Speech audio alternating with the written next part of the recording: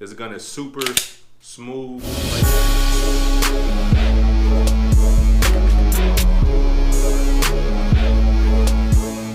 what's going on, world? It's William with the Crossbuild Armory, host of company, back again with yet another video. Yo, so I want to just run over the experience that I've had with my Strike80 thus far.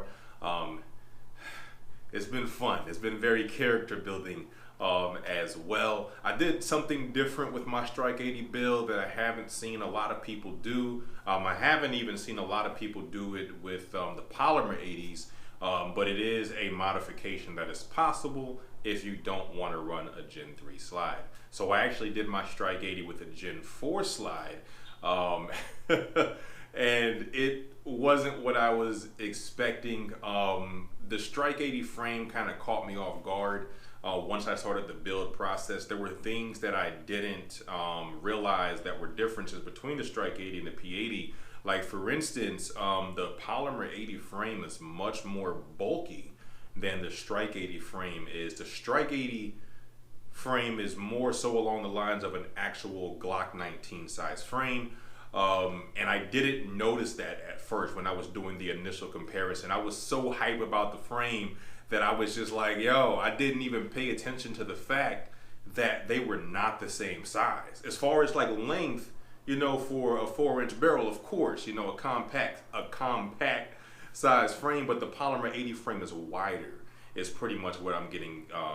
Pretty much what I'm getting at there is the polymer 80 frame is a thicker frame than a Strike80 frame is. So when it came down to doing the modification to put the slide in, it was so much more work than I thought that it was gonna be. So I'm not gonna do a full build tutorial on that, but I will do another upload and show you guys the process of what I was doing. So just to kind of give you an overview, when you're doing like a Gen 4 or Gen 5 slide on a polymer 80, all you have to do is Dremel out the mouth of the frame where the guide rod assembly and the guide rod fitment section of your slide would go in to the frame. You just have to Dremel that little section out and then you're done, because there's so much area inside of the frame of a polymer 80. With the Strike80, it was not like that. So I had to Dremel, I had to basically create like a canal inside the frame, but there was plenty of material in there to use. The frame is still durable. It's not like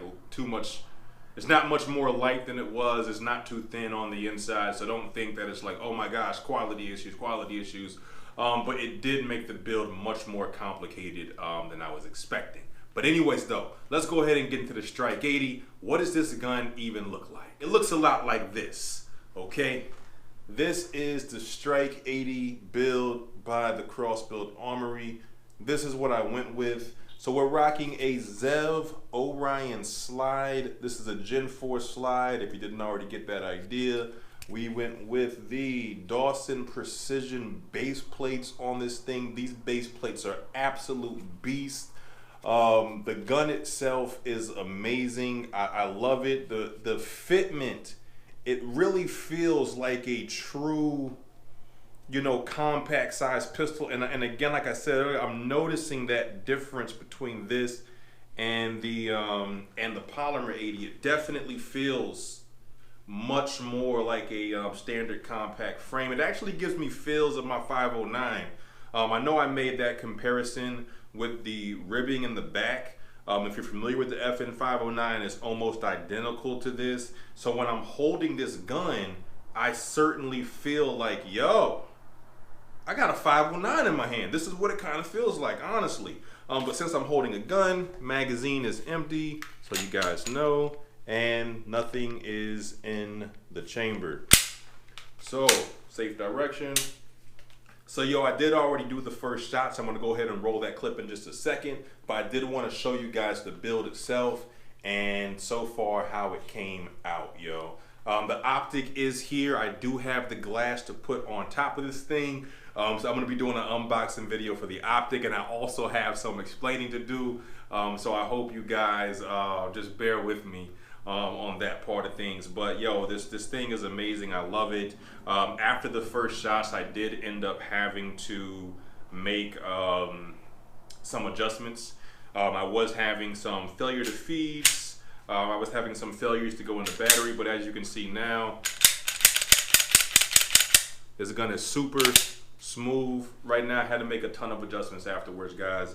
So there was something that I also found with the Strike80 frame that kind of caught me off guard. And I noticed that, you know, the #1 gun builder on YouTube, y'all already know who it is, actually had the same issue. And I didn't even think to look at his videos until after I had the issues that I had with the build as well. And that's that. I'll go ahead and take this down, magazine out again. I haven't loaded the gun. I'm gonna go ahead and take this down real quick to show you guys. So the slide rails, there's an issue. So when you drill your holes and you get, you drill your holes and you get your tabs off and everything, the slide rails were kind of angled up a little bit. It turns out that was a common issue. Like I was bugging out. Like I thought that I made a mistake. I'm like, yo, are my holes not lined up properly? Did I do something wrong? And then I saw, you know, the #1 Polymer 80 builder on the tube had the same exact problem. There was a fix, and it was basically just going in to the arc inside of the front locking block portion and just kind of shaving away some of the material, drop it back in, level everything out, and it's smooth as butter. So that was one of the adjustments that I ended up making as well. I want to show you guys, you can see, I'm hoping that you can see this on camera. You can see how much more wide this mouth section is right here, y'all. Like there was material all in here. I had to Dremel all the way back to the locking block bumpers to make sure that the Gen 4 slide could fit. And again, had I known that going into it, I would have just humbled down and went with the Gen 3 slide, but I was not expecting all that extra channeling to need to be done. But again, it ended up working out perfectly. It was just a pain to do. So if I do run a Gen 4 upper on a Gen 3 build it yourself kind of frame, it's most certainly going to be the Polymer 80s, because I know it's going to be a breeze to just Dremel out that front section and then call it a wrap. Let me go ahead and put this back together real quick. Man, this thing is so buttery smooth. I can't wait to go back and do my my second run through with it, just to make sure that it's running correctly, and of course install the optic. Yo, let's go ahead and get to the first shots video. I'm not going to delay and talk anymore. Let's go for it. Coming at you with build season 2, first shots. Now I'm going to be upfront and candid about this whole thing. I'm honestly expecting a few malfunctions. When I was doing my initial checks, as far as just racking, checking the extraction, checking the ejection, I did see that it failed to go back into battery a couple of times. So I don't know how this one's gonna run out of the gate, and especially running the Gen 4 Zev Orion slide required a gang of modifications, much more modifications than you would if you were just running a regular P80. But let's go ahead and see how it does. Don't judge me.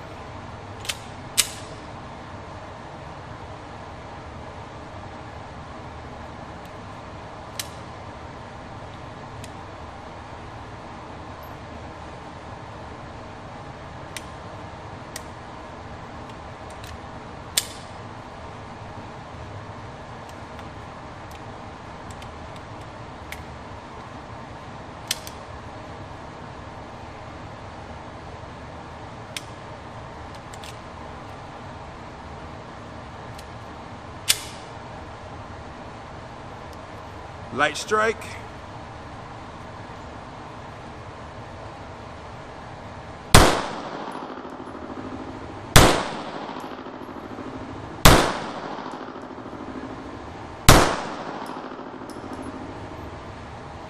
Not bad, Joe. Let's see how them first shots hits were. Right here. Bang, bang, bang. I'm feeling pretty good about that. I'm gonna put a few more rounds through it. I'm just gonna see how it goes, yo. I'm not being cocky about this. So as you can see, it's shooting accurately, right? I was at about, I think it was about like 7, I might have been, I think in that video I was at 7 yards. If I recall, I was somewhere between like 7 and 8 yards shooting in that video. And again, no glass, just holding it out there. Couple of shots. I did jerk like a mug on that first shot, but it was still hit, you know, dead center. Because I knew that I was having those issues.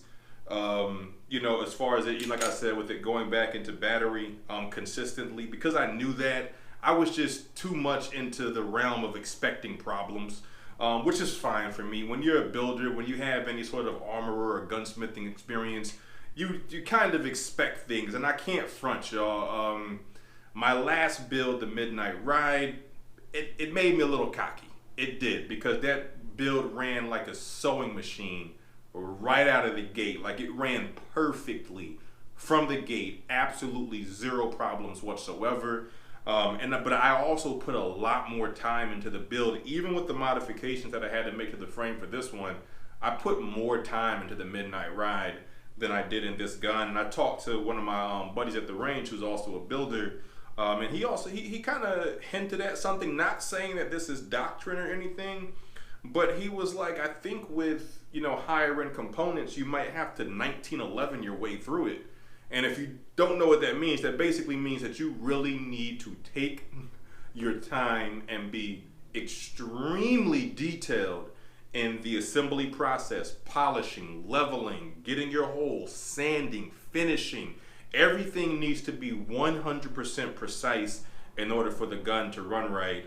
So I took his advice, which he wasn't necessarily giving it as advice, but he was just kind of making a statement. But in my mind, I'm like, that kind of makes sense, yo. Especially for me, I don't do a whole lot of tolerance stacking. I got a ZEV top with ZEV competition internals, a ZEV competition connector, a ZEV competition return spring. The only thing that's really stacked, I guess I would say, is the fact that I'm running an Apex trigger and not a ZEV trigger. You know what I mean? So I tried to keep it as at home as possible. And this was one of the first times that I didn't go with the ZEV barrel. I actually went with the True Precision barrel as well. And the only reason I did that was because ZEV was out of stock. Everywhere that I was looking, I couldn't find the match grade barrel that I wanted for this build. So I just ended up going with True Precision. You can't go wrong with True Precision, at least in my opinion. But that's pretty much it, y'all. I'm not gonna run it down too long. As far as the build is concerned, you see it. Again, I'll show it to you one more time. It's very, very lovely. I'm running those Landtac titanium pins in there. Very, very nice. I'm running the titanium slide lock lever, well, the slide lock takedown lever from ZEV Technologies as well. This is not the mag release that I'm running. I was modifying my ZEV mag release and I messed up. So this is just the one that came with the low rod. I just got that in there for the moment until the backup for the ZEV comes in. So I guess really, aside from the barrel and the trigger, this is really kind of a ZEV build on a Strike80 lower. I did polish up my Vickers Tactical slide stop. I felt like doing that just for like a little bit of Gucci bling, I guess, you know. But that's pretty much it, y'all. If you haven't already, please consider subscribing. Please follow on Instagram, like on Facebook at CrossBuildOfficial. As always, yo, conceal your weapon, not your faith. Love y'all. I'ma leave now.